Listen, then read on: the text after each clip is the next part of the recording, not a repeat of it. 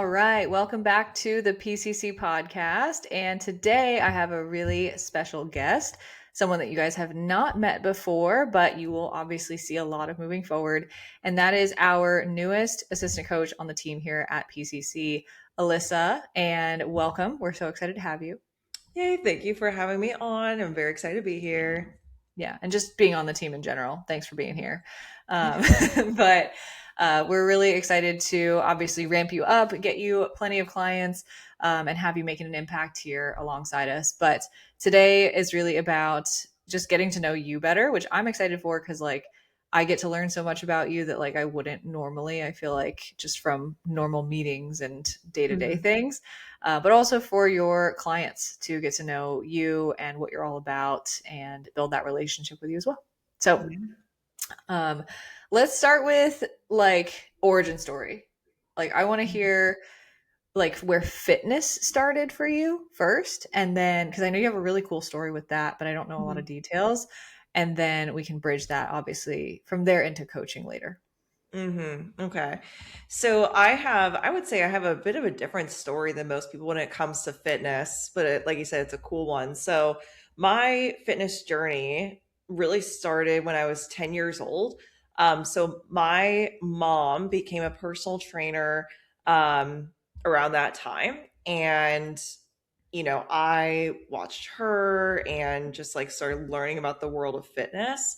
That same year, she competed in a bikini bodybuilding competition, and I had no idea what was going on. I got invited to go to it. I almost didn't go because my dad knew nothing, and he was like, "She's not going to go watch people in swimsuits on a stage." My sister got him to let me go, and I went there, and I remember seeing all the guys and all the people and everyone cheering and screaming, and then seeing my mom, and she was 41 at the time. And I was like, this is the coolest thing ever. Cause everyone was muscular and just strong. And I was like, I want to do that. I was so blown away. And so after that, I went to the gym with her basically every day after school. Oh, that's cute. Yeah. So, I mean, partially I was nervous being home alone, but also I really liked being at the gym. I remember her teaching me bicep curls and some machines that would help me with softball. And shoot, I got to know all the trainers. So cool. I still know them today. Oh, that's They've cool. known, they have grew up with me. But yeah, so that's how I got introduced to that. And I just knew from that moment on, I wanted to work in fitness. I wanted to compete one day. So that went on. I played travel softball my whole life. The weightlifting paid off. I got certified literally for my 18th birthday. It was like my present to myself. Still in school and high school when I did that, and started personal training right after I graduated. And I went through kind of my own fitness journey as well in that time frame. I always had the habits, but it was really when I was a teenager, junior year maybe. That's when I gained a lot of weight. I lifted a lot, but my nutrition habits were not the greatest. I was very perfectionist, all or nothing mentality, trying all these different diets, and then just binging. And when I say binging, I mean you would be shocked the amount of food I could put into my body. Whole pizzas and breadsticks, and it was a lot. But anyways, I gained a lot of weight and eventually got to the point where enough was enough. And I was like, I need to do something about this. So that's where I really learned about macro tracking and flexible dieting. And, 3-4 weeks went by, the weight loss slowed down, which I normally would give up. And I was like, well, what would happen if I just didn't give up though? What would happen if I kept going? It was that instant. I just kept going, and I was like, oh, it's still slowly coming off. And that's where it clicked for me. And that's where I really continued down that path. And then fast forward, down 50 pounds, hired my first coach. She prepped me for my first bodybuilding show, and I lost another 30. So a total of 80 pounds I lost. And yeah, that's impressive. Yeah, the rest is history. So how old were you at that point? when I competed for the first time. I was Yeah. 20. Okay. Yeah, we were both super young when we first competed. I think Yeah. I was 19, I think. Just Oh, turned wow. 19. Yeah. Yeah. Um, but that's awesome. I have not met someone who has gotten their CPT earlier than I have. Like normally my story is like, all right, graduated high school, that summer I certified in like July or August, but you beat me to it. You beat me to it. I checked the other day. It was 5 days after my birthday, actually, when I Okay. purchased it. When's your birthday? December 20th. So it was on Christmas. Oh, nice. So it was like in like the middle of your senior year. Yeah. Yeah. Yeah. And what year did you graduate high school? I'm just curious. 2019. Oh, okay. So how old are you now? 25. Oh my gosh. Okay, so you're a little bit younger. Because Yeah. for me it was 2015 was Oh. graduating senior year. Um, but super cool. And the Mhm. 80 pounds is really impressive. And we have actually a really similar story with Mhm. the kind of toxic relationship with food in high school. And it's probably just like the personality type of like Mhm. we're in sports, like we're going to school, like just trying to be perfect at all these things. And then food is the one thing that like is a little bit more nuanced than that. So we didn't Right. know that at the time.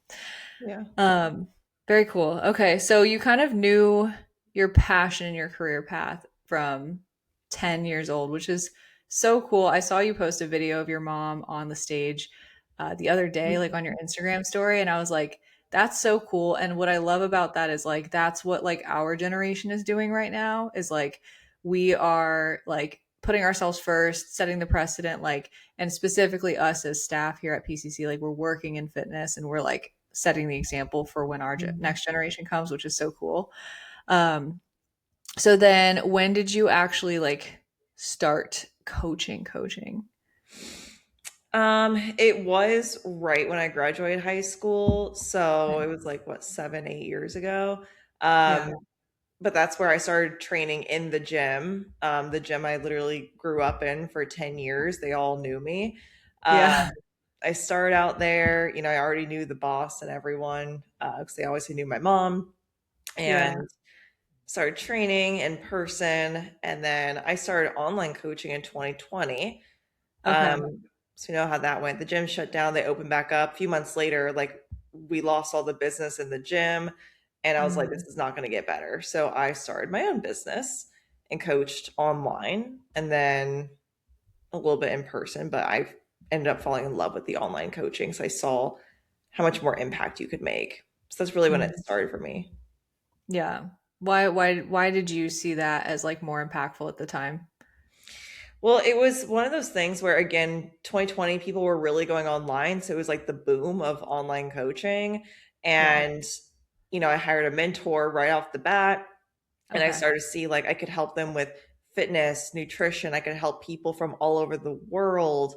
And there was so much more to it than just training people in person, where it's like I would see them for some sessions, but outside of that, I didn't really have much access to them or control or help with their nutrition and all that, which is where the real Yeah. progress is. Yeah, absolutely. No, I think that's so similar to my story too, where Mhm. like I had similar to you, right out of high school, started training people in person. I had been going to that same gym all through high school. My mom was a member there first. We can thank our moms for a lot, can't we? Yeah. But my mom was a member there, so she kind of introduced me to the gym as well. Just not as much in a serious way as your mom did. um, Yeah. but then once I was a senior, I was working the front desk there. And then I asked the guy who ran the personal training, I was like, if I get my cert, can I just start doing that? And they were like, sure. I don't know what they were thinking. I was like working out 2 hours a day, like killing myself with the weights, like at that point. But they were like, you seem like you know what you're doing. Sure. Mhm. So that's really cool. So I guess like for you, when it comes to the passion for online coaching that started to grow, like when at what point did this stop being just about the fitness and like start just being about the people and that internal transformation for you? It was really a gradual build over time. Like I think the first mentor I ever hired, she actually was technically a life coach slash mindset mentor, but also helped Interesting. with the business. Yeah. So she's the one that was my first experience at, how old was I? 18, 19 years Yeah. old, with a mindset mentor and life coach. And she's the one that flipped the switch for me. And Mm, that was the first instance I was like, whoa, this mindset stuff is cool. Like, for her, it was, she asked me about my business and everything. But anyways, so I just kept hiring mentors. The next mentorship, or no, two mentorships later, which was only a couple months later because I was just investing back and forth. Um, they had mindset mentorship from this guy named Peter, and that was also my first experience with like investing an amount I literally did not have. Um, and then realizing the power of the mind of if there's a will, there's a way. So all these things over time, investing myself, having mentors, showed me the power of the mind and how we mm, can shape our lives from our own mindsets and identities.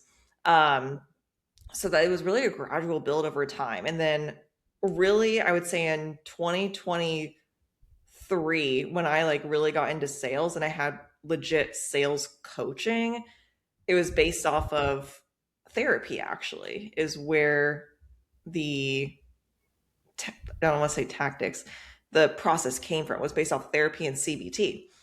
yeah. So that's really a big part of it too. I guess in addition to that, my both my sisters got degrees in psychology. My mom got her master's in psychology and is a therapist now. So I guess that's a part of it too. Yeah. I You're minored in hearing it all the psychology. time. Yeah. So all those things combined is kind of what led me to the identity shifts, but mostly the sales background, I would say, is what really Yeah. led me that route. Yeah. I love that. Okay. So then, like, when you started that like shift from like, okay, it's just X's and O's, fitness, workouts to, okay, identity, mindset, like, what were some of the biggest, like, maybe if you remember, like the one or two biggest ahas for you that like bled into the rest of that?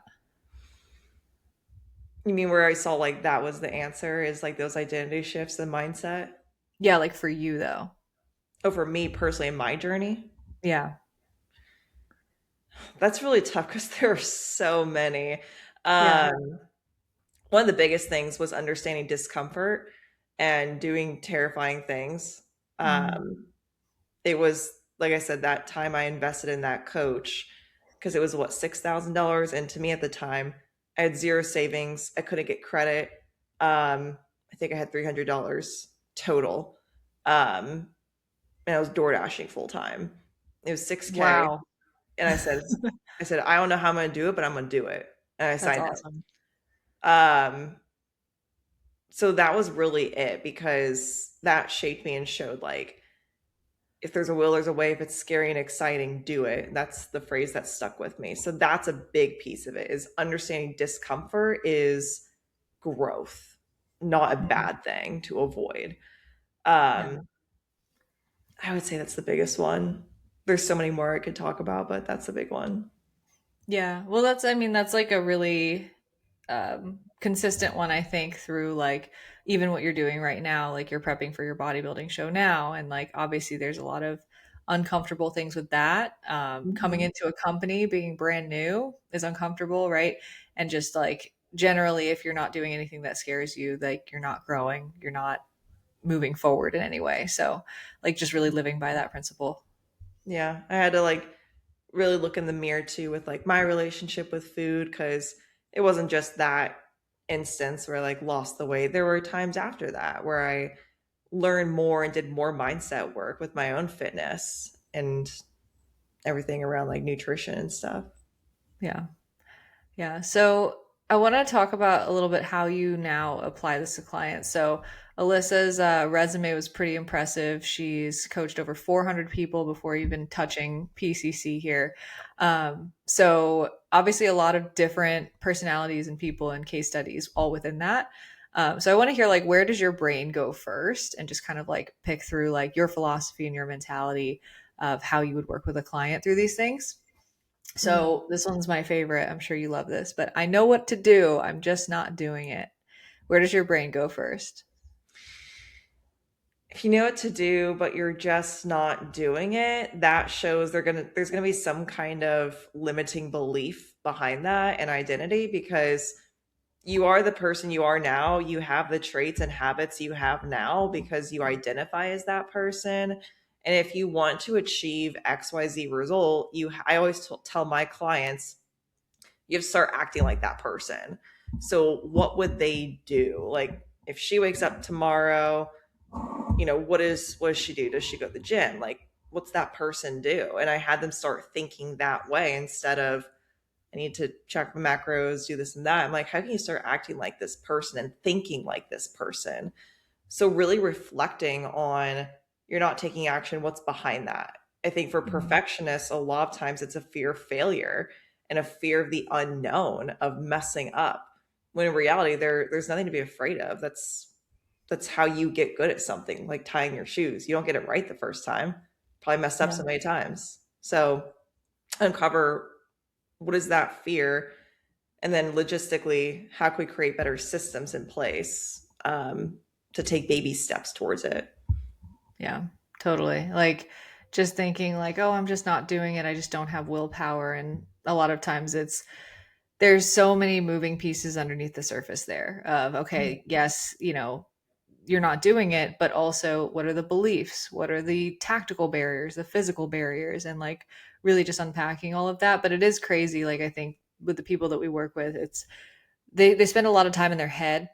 They're really good at that.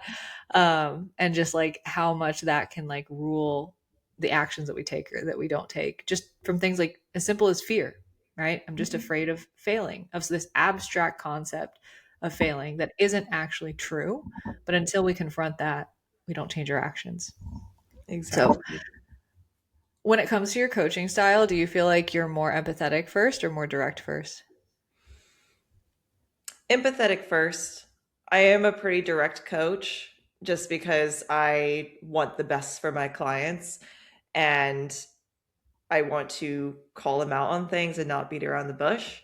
Um, because I view accountability and love as not telling someone what they want to hear, it's telling them what they need to hear. That's what love and accountability is. So we start off empathetic because I think most of the women that we work with are already their own worst critics and hard on Mhm. themselves. They don't need more of that. They need to understand that, hey, if you missed your steps yesterday, it's okay.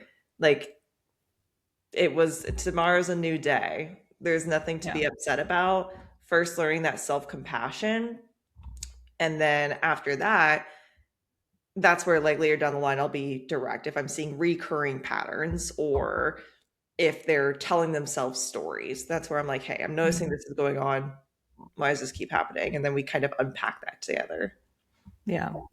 Totally. Because it's like at the end of the day, what's done is done. But at the same time, like again, if it keeps happening, we're not letting compassion turn into complacency. So, okay, Exactly. where do you think I know like we've reviewed each other's like check-ins and like had like our meetings and stuff, but I'm curious what your thoughts are on where do you think I'm softer than you or harder than you on clients? Oh, that's a good one.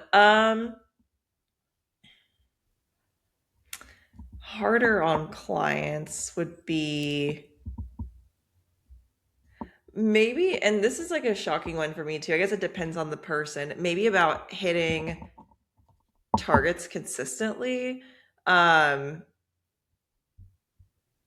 I guess it depends on where the client is in the journey too. Yeah. Because sometimes for me, like I know I'm a very big number analytic person.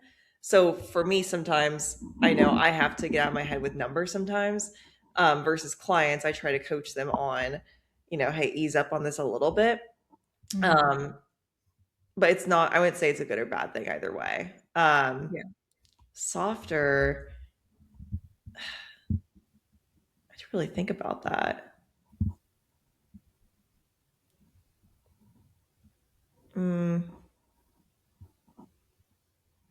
Oh, maybe for me being harder on clients is things like real life scenario. If they like go out to eat or have something unexpected come up, the first or second time that's okay. But after that, I'm like, okay, well, we need to game plan for this.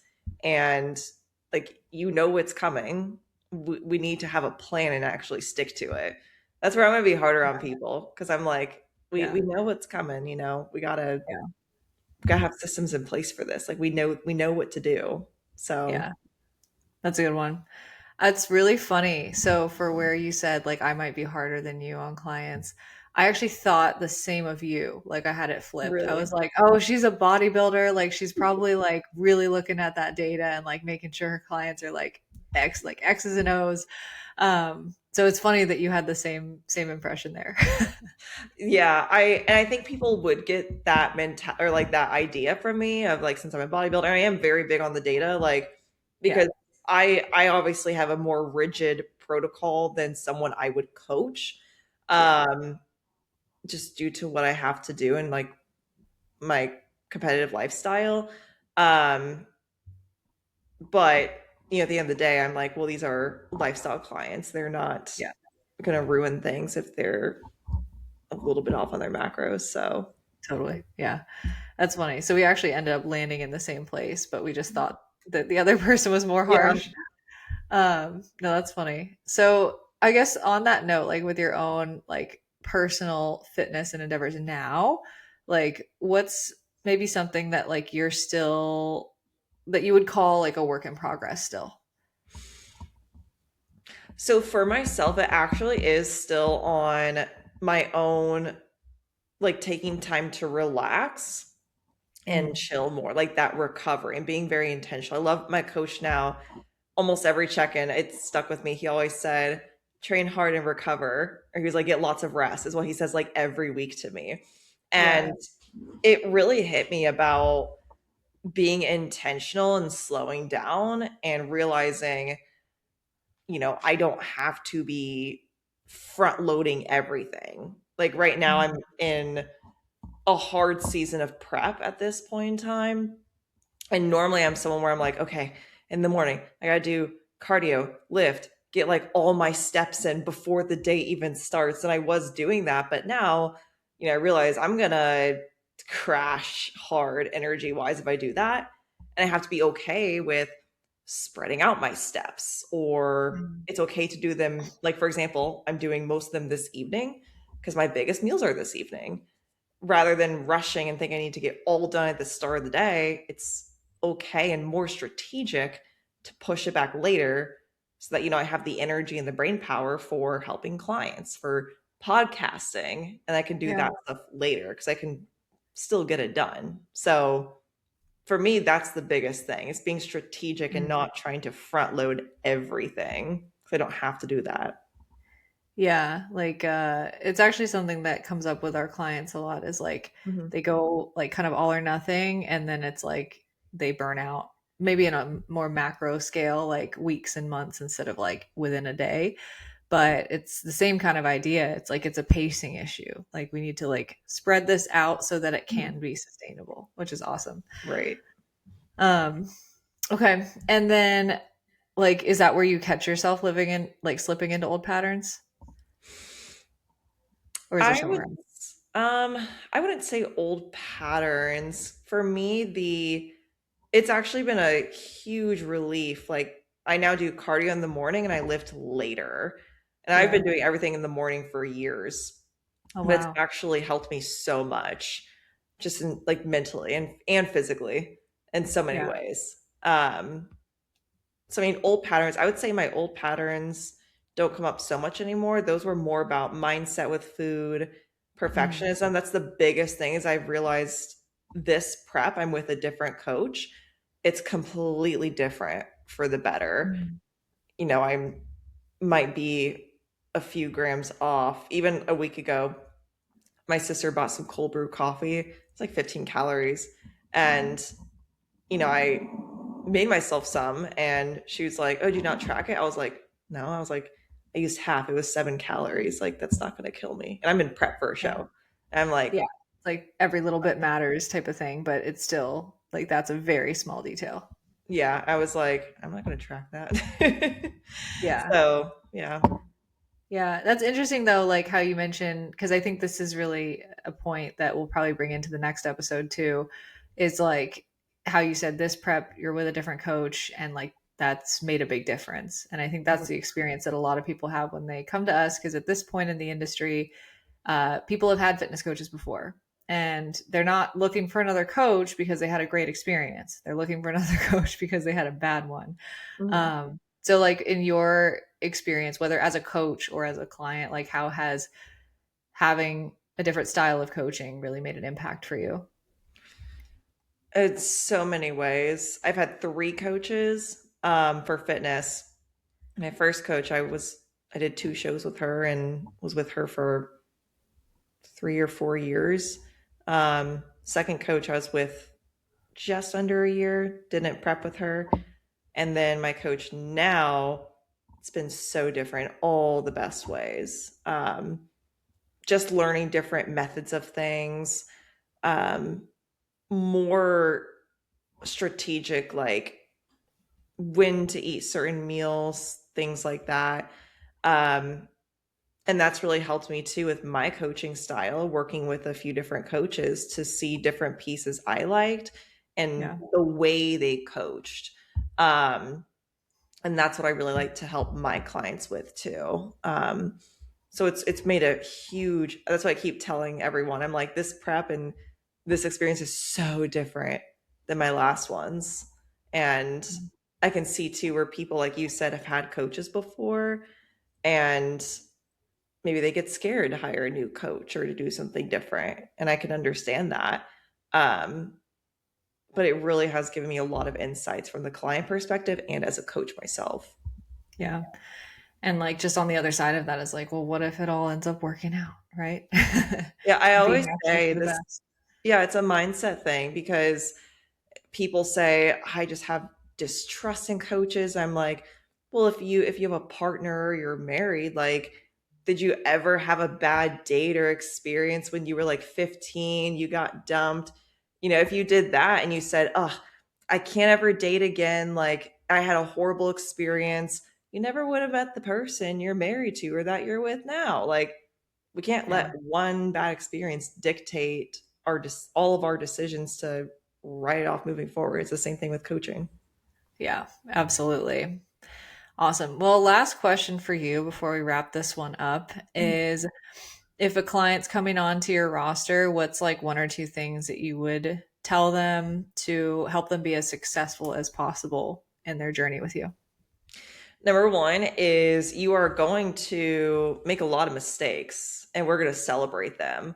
You are going to have moments that are imperfect. You're going to have weeks that don't feel great. And it's not failure. It's not pass or fail. I'm not grading you on that. It's all about let's tally up these experiences and continue to learn from it. Because if we don't make those mistakes, you're not going to reach the goal. That's the very first thing I'll say is be ready to make mistakes and be ready to think differently about them. The second thing would probably be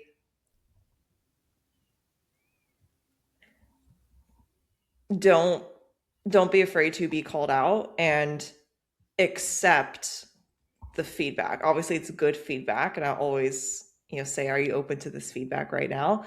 But take time to reflect when you receive feedback, because sometimes we live in a certain mindset or identity for so long. Things like macro tracking is restrictive, or I'm this type of person. This is just how I go about things. I emotional eat. All those things.